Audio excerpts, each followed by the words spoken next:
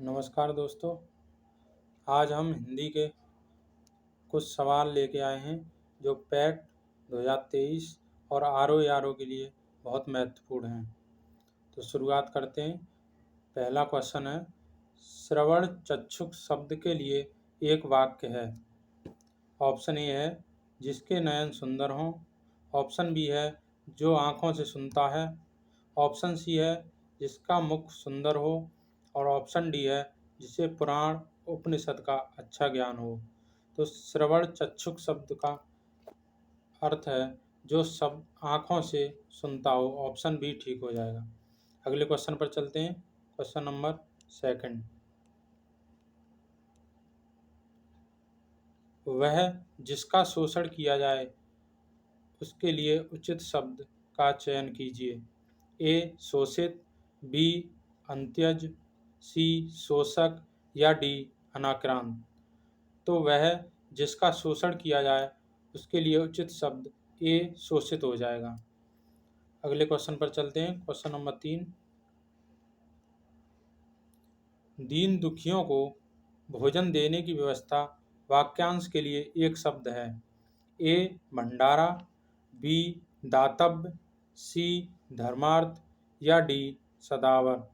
तो दीन दुखियों को भोजन देने की व्यवस्था के लिए एक शब्द सदावर हो जाएगा। ऑप्शन डी सही हो जाएगा। अगले क्वेश्चन पर चलते हैं। Question number 4। जहाँ सेना रहती हो वाक्य के लिए उपयुक्त शब्द है। ए अंतःपुर, बी अंतेवासी, सी सैन्यावास या डी सैनागार। तो जहाँ सेना रहती हो उसे सैन्यावास कहते हैं और सोने के स्थान को सैनागार कहते हैं। तो इसका ऑप्शन सी सही हो जाएगा। अगले क्वेश्चन पर चलते हैं। Question number 5। हवन में जलाने वाली लकड़ी के लिए शुद्ध शब्द है। ए हवन सामग्री, बी वन काष्ठ, सी समिधा या डी शुष्क काष्ठ। तो हवन में जलाने वाली लकड़ी के लिए समिधा शब्द उचित है। ऑप्शन सी ठीक हो जाएगा। अगले क्वेश्चन पर चलते हैं। Question number 6।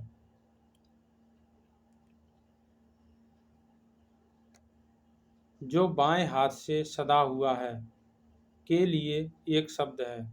ए सव्यसाची, बी वामपंथी, सी वज्रपाण या डी वीणापाण। तो जो बाएं हाथ से सदा हुआ हो उसके लिए एक शब्द सव्यसाची हो जाएगा। ऑप्शन ए सही हो जाएगा। अगले क्वेश्चन पर चलते हैं। Question number 7। जिसकी ग्रीवा सुंदर हो के लिए उपयुक्त शब्द क्या होगा। ए सुलोचन, बी सुग्रीव, सी सुनयन या डी सुषुप्सा।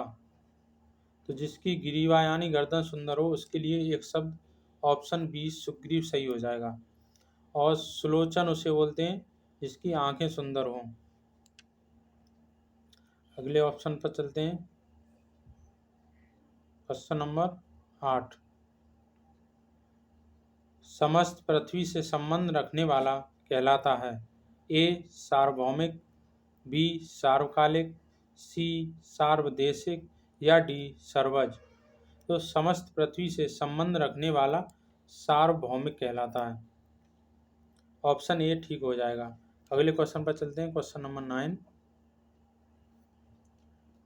जो पसीने से उत्पन्न हो के लिए एक उपयुक्त शब्द है। ए स्वयंभू, बी स्वेदज, सी जरायुज या डी अंडज। तो जो पसीने से उत्पन्न हो उसके लिए एक शब्द स्वेदज। ऑप्शन बी ठीक हो जाएगा। अगले क्वेश्चन पर चलते हैं। Question number 10। जो स्त्री के वशीभूत हो के लिए एक शब्द है। ए स्त्री प्रेमी, बी स्त्रियोचित, सी स्त्रैण या डी त्रियावसी। तो जो स्त्री के वशीभूत होता है उसे स्त्रैण बोलते हैं। ऑप्शन सी ठीक हो जाएगा। अगले क्वेश्चन पर चलते हैं। Question number 11। पश्चिम और उत्तर दिशाओं के मध्य कोण को क्या कहते हैं। ए ईशान, बी वायव्य, सी नैऋत्य या डी आग्नेय। तो पश्चिम और उत्तर दिशाओं के बीच के कोण को वायव्य कहते हैं। ऑप्शन बी ठीक हो जाएगा। अगले क्वेश्चन पर चलते हैं। Question number 12। जो व्याकरण अच्छी तरह जानता है के लिए एक शब्द है। ए व्याकरण, बी व्याकरणक, सी व्याकरणिक या डी व्याकरणी। तो जो व्याकरण अच्छी तरह से जानता है उसके लिए एक शब्द व्याकरण। ऑप्शन ए ठीक हो जाएगा। अगले क्वेश्चन पर चलते हैं। Question number 13। जिस पुरुष की पत्नी साथ नहीं है वाक्यांश के लिए एक शब्द है। ए अपत्नी, बी वियोगी, सी विदुर या डी विपत्नी। तो जिस पुरुष की पत्नी साथ नहीं है उसे विपत्नीक बोलते हैं और जिसकी पत्नी मर गई हो उसे विदुर बोलते हैं। अगले क्वेश्चन पर चलते हैं। Question number 14। जो नायिका अपने प्रेमी से मिलने स्वयं जाए के लिए एक शब्द है। ए दुहिता, बी अभिसारिका, सी प्रोषित पत्रिका या डी स्वयं गमना। तो जो नायिका अपने प्रेमी से मिलने स्वयं जाए उसके लिए एक शब्द अभिसारिका हो जाएगा। ऑप्शन बी ठीक हो जाएगा। अगले क्वेश्चन पर चलते हैं। Question number 15।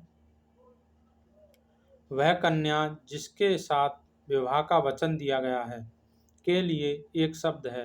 ए वाग्दत्ता, बी वाग्बद्ध, सी वाग्दान या डी वाग्वेदग्ध। वह कन्या जिसके साथ विवाह का वचन दिया गया है के लिए एक शब्द वाग्दत्ता हो जाएगा। Option A. अगले क्वेश्चन पर चलते हैं। Question number 16। वीर पुत्र को जन्म देने वाली वाक्यांश के लिए एक शब्द है। ए वीरांगना, बी पुत्रवती, सी वीर प्रसू या डी वीर बहुर। तो वीर पुत्र को जन्म देने वाली औरत को वीर प्रसू बोलते हैं। ऑप्शन सी ठीक हो जाएगा। अगले क्वेश्चन पर चलते हैं। Question number 17। वे शब्द जो प्रकृति प्रत्यय अथवा दूसरे शब्दों के योग से बने हों कहलाते हैं। ए योगरूढ़, बी रूढ़, सी सरल या डी यौगिक। वे शब्द जो प्रकृति प्रत्यय अथवा दूसरे शब्दों के योग से बने होते हैं वो यौगिक कहलाते हैं। ऑप्शन डी ठीक हो जाएगा 17 में का। अगले क्वेश्चन पर चलते हैं। Question number 18। जिसका यश चारों ओर फैल गया हो उस वाक्य हेतु उपयुक्त शब्द है। ए प्रतिष्ठित, बी पौरुषेय, सी यशस्वी या डी महत्वाकांक। जिसका यश चारों ओर फैल गया हो उस पुरुष को यशस्वी कहते हैं। ऑप्शन सी सही हो जाएगा। अगले क्वेश्चन पर चलते हैं। Question number 19। जो बहुत मंद गति से कार्य करता हो उसके लिए एक शब्द है। ए दीर्घसूत्री, बी मंथर, सी सत्वर, डी मंदाक्रांता। जो बहुत मंद गति से कार्य करता हो उसे मंथर बोलते हैं। ऑप्शन बी ठीक हो जाएगा। अगले क्वेश्चन पर चलते हैं। क्वेश्चन नंबर 20 और ये क्वेश्चन आज का लास्ट क्वेश्चन है। क्वेश्चन नंबर 20 है। जो मर रहा हो के लिए एक शब्द है। ए मुमुक्षु, बी मुमूर्षु, सी मुमुक्षा या डी मुमूर। तो जो मर रहा हो के लिए एक शब्द बी मुमूर्षु हो जाएगा। तो आज की हिंदी की सीरीज यहीं समाप्त होती है। फिर मिलेंगे किसी दिन किसी दूसरे विषय के साथ। तब तक के लिए नमस्कार। आप हमारी वीडियो शेयर करें और ज़्यादा से ज़्यादा लोगों को भेजें। हमारे चैनल को सब्सक्राइब करें। Thank you.